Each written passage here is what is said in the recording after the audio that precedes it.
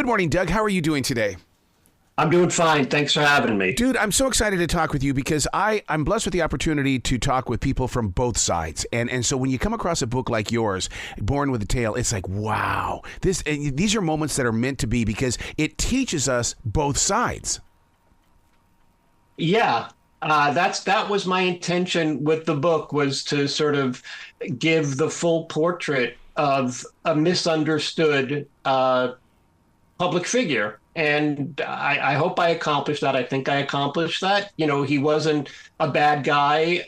I mean, let me rephrase that. He wasn't as bad as people said he was in terms of the Satanic Panic, and he was the evilest guy in the world.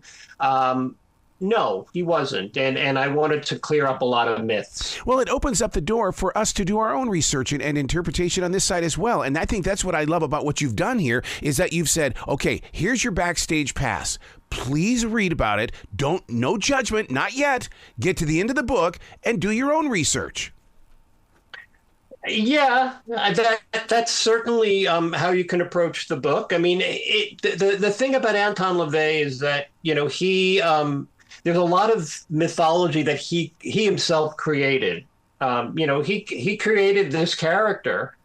He wasn't born with that name, and you know, he exaggerated a lot. And in the book, I try to you know, clarify, or I don't want to say. I try to clarify some of his more outlandish sayings or beliefs or commentary. You say Anton's not his real name, so what did his mom and dad give him?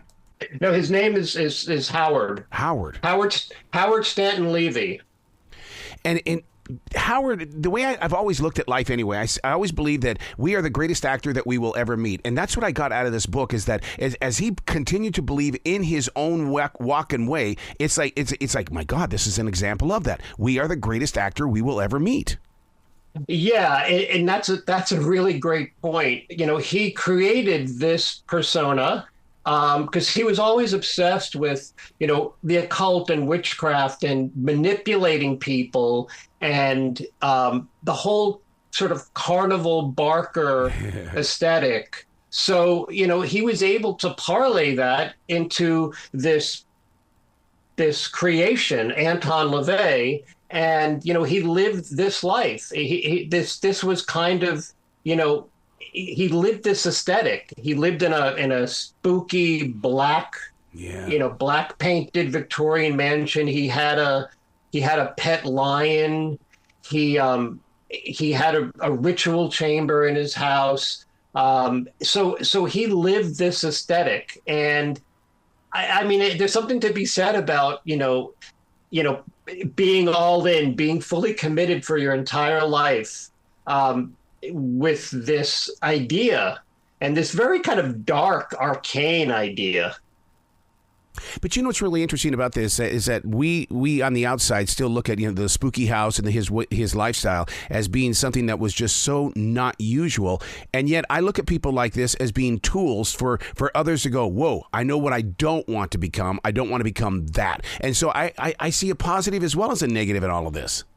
I have to say I see more of a positive, because I see this guy, you know, living out his obsession, and I think more people should do this. I mean, you know, I'm kind of envious. I'll give you an example. So the band The Cramps, their music was very, you know, very specific kind of like dark horror, you know, horror oriented and kind of funny rockabilly and garage rock.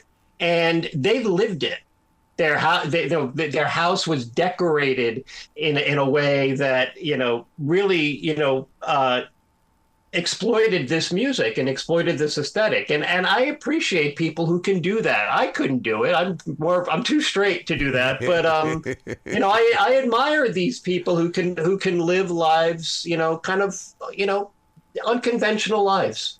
What's fascinating, and listeners will find this fascinating too, because it's a period piece in the way that this took place before the Summer of Love. I had no idea, dude. And I think that you're taking us into an area of American history that has been long forgotten until now. It actually happened.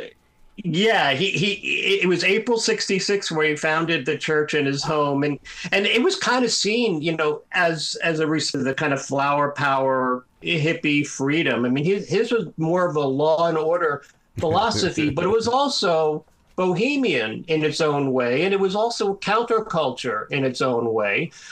So there are some parallels with the hippies. And some hippies, were involved and experimented with the Church of Satan early on. So now, when you have you been confronted by the Christian Science Monitor? Because I mean, this is one of those books that's going to get the attention of the believers of God, because they're going to look at this. They're going to say, okay, well, I either want to touch this book or I want to stay away from it. What's going on with you personally with the book? Nothing yet. I hope. I hope it engenders that kind of controversy. To be honest with you, it's like I think I uncovered a lot of interesting material in the book, and I hope there's some talk about it. Did you feel like an archaeologist or a historian, or are you a journalist when you were putting this book together? Both, to be honest, both. Yeah. So I wanted to approach the story in a journalistic sense. And do a deep dive into the research. When I do research, I just go all in, and I look everywhere, and I get obsessed. And that's the only way I can write a book, is if I'm obsessed with the subject. And I became obsessed with unearthing like anything I could about this guy, and actually, literally stumbled upon a research library that had actual correspondence from the Church of Satan, administrative memos from the Church of Satan, personal letters from Anton LaVey to his friends and to other members of the church. So I got a lot of firsthand primary material that I used for the book. That is so fascinating, because I always call things like that, dear future reader. It's not for this particular moment in time. It's for somebody in the future who's going to come across this and do something with it. Yeah, and I was extremely fortunate to be able to find this material. Wow. So did it become dark to you? Because when you invite something from the past like this into your life, that means that you've got a new visitor on your right-hand side. Yeah, I have to say, toward the end, doing some of this research, and he kind of flirted. I don't want to say flirted. He was kind of an authoritarian. Yeah. And I saw some parallels to what's going on today with the MAGA movement, and some of that kind of became a little oppressive, and but it was all for the greater good of telling his story.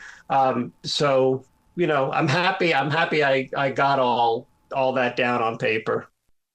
What's really interesting, Doug, is the fact that I know some people that several people that believe in the Church of Satan. They believe in that side. There's nothing wrong with them. They're still everyday people. It's just what they happen to believe. Absolutely. I mean, LaVey's whole thing was organized religion, was believing in fairy tales. You're believing in stuff that doesn't exist. You're being guilted from the time that you were born into thinking that things are sinful and you can't do stuff. His idea was you can do whatever you want as long as you're not hurting anybody else, and there's no reason to feel guilty about it. So it was an anti-religion religion in a way. Yeah. I don't see anything wrong with that. Even though I'm a strict Christian, I just don't see anything wrong with that, because I totally believe be yourself. As long as, like you said, as long as you're not injuring anybody, just do it. Exactly, and that was his philosophy. So in a way, do you not see this book as being a learning tool for others? I mean, grab a yellow highlighter and start putting some things down and highlighting them in the way of going, okay, I do this, but I didn't know that I wasn't the only one. I think people can take many things away from this book. That could be one of them. I mean, one of the things that I noticed when I was, actually reading what he wrote, he wrote the Satanic Bible, which was a million seller. He wrote that back. It came out in 1969, and there's a lot of sense in it. There's a lot of logic. There's a lot of rational thought in there. If you can get past all the kind of the ritual aspect, and a lot of it is very angry and mean-spirited, but he makes a lot of sense. Wow, that's interesting that you bring that up, that way he's angry and he says things, because I'm a daily writer. I've been doing it for 30 years. I don't want to go back into my daily writing because I said some stuff that I think would be very embarrassing today. I mean, was it just daily writing? No, I mean, he communicated a lot with his church members through a newsletter called The Cloven Hoof. And in The Cloven Hoof, he wrote a lot of this very, angry stuff. And that was part of the philosophy. They didn't take stuff from anybody. And he was very defensive about that. But no, I don't think it was a function of the daily writing. I just think that he had a very focused, very specific set of beliefs that he wanted to get across, and he did it as forcefully as he could. So was it scaring people just like the old days of the Christianity? Because I mean, when I grew up in a church, man, it was all about fear, fear, fear. I mean, was he the same way? Well, the case could be made, yes. I mean, the idea was that, it wasn't, the Church of Satan wasn't about devil worshiping. It was about, worshiping yourself, and man is his own god. And they were just using Satan in a kind of metaphorical sense as the adversary. And his idea was that if people were coming to the Church of Satan, they knew that it was about Satan, and they knew what they were getting into, and that would separate the kind of goofs from the people who were really serious about that and knew what the blowback might be, being involved in a Church of Satan. Wow, that is so odd that you just said that, because yesterday the whole preacher's message yesterday was quit worshiping your gifts and start worshiping the gift giver. And I mean, it's like, oh my God, he took a gift and then all of a sudden it was about worshiping yourself. I don't have a problem with that, because I believe that if you don't believe in yourself, nobody's going to believe in you. Hey, you know what? That's his philosophy. You may be a Satanist at heart, Arrow.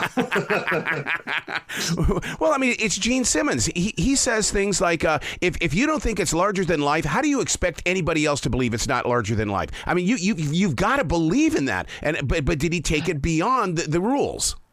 No, and you see, and that just goes to show how kind of rational and sensible some of this philosophy is when you actually put it into real world terms like that, like Gene Simmons does. I mean, that's really all LaVey was saying. So it's not outlandish. I think it's the trappings and the occult trappings that turn a lot of people off and make this more threatening than it really is. Yeah. Now, he called it the Church of Satan. Church is community. Did he look at it as being a community? Absolutely. He had these rituals in his house, but he also had lectures. He gave a lot of lectures in his house about occult topics, about witches and like circus sideshow performers and werewolves and cannibalism. He was really into all of that stuff. And, he built this community of people who would come to his house to listen to these lectures. And then also all of these, they were called grottos, more like covens, would crop up all over the United States and some overseas. And, that just added to the community. And that was very prevalent in the 70s. And right now, I mean, there are many, many Facebook groups, a lot of social media devoted to the Church of Satan. So there is a real sense of community out there. What's this thing that I heard and even read about him shooting another person because they injured an animal? Because if anybody injures an animal around me, I think I'm going to go on that Satan thing, dude. Well, I don't think he ever shot anybody, but he did, claimed to love animals, and he had a lot of animals living with him. I mean, he would have tarantulas and snakes, and he actually had a capybara for a while, which is the largest rodent in the world. Wow. So he was into bizarre animals, but no, he claimed to, and he had a lot of dogs as well. He claimed to really be an animal lover. But then again, you have to see he had a lion, in a full-grown lion in his house, and while there's something kind of funny and amusing about it, it's kind of scary, the idea of keeping a lion who could be very unpredictable at your home, or outside your home in a cage. So there was a lot of blowback when that happened, and eventually it didn't end well. Wow. So now Burlington, North Carolina appears in this book. Burlington is just right up the road for me. In what context? I don't recall. It just in my notes it says Burlington, North Carolina appears in the book, and so what I wanted to know was that did you travel here? Did he travel here? Because I mean something like Burlington, North Carolina is going to catch my attention in a heartbeat. You know what? I think it was in the context of one of the grottos. Okay. One of the covens. I'm not shocked by that. I'm not shocked by that. That grew out of it. Yeah. No, I offhand, God, the book is 350 pages long, and I don't recall. I'm sorry. How did you even get 350 pages out of that? Because editors, start screaming at you at number 200. Yeah, I don't know. There was a lot of material here, and to tell the story, which starts, he was born in 1930, but the real story begins in the early 60s. I mean, what is that? That's more than 60 years of stuff to write about. So, yeah, no, I could have gone on for 200 more pages, but I had to stop somewhere. That means you have to do a follow-up, and because there is a lot here. And the thing about it is that I kept going back to the pages to learn even more. And it's because it's like you read it as a reader, but then you've got to go back to it as being a student. And I think that's a great way to write, sir. Oh, I appreciate that. That's high praise indeed. So where can people go to find out more about you, Doug? Because this is not your first project. There's no way. This is too good of writing. No, this is my second book. My first book probably is really up your alley. It's called They Just Seem a Little Weird, How Kiss, Cheap Trick, Aerosmith, and Stars Remade Rock and Roll. Shut up. And oh, my God. So that was my first book. It came out a couple years ago, and it was a kind of a deep dive into 70s hard rock and these four bands that made a real impact. And so start there if you'd like. Oh, I love it. Please come back to this show anytime in the future, Doug. The door is always going to be open for you. I appreciate that. Thank you. Well, you be brilliant today, okay? You too. Thanks so much.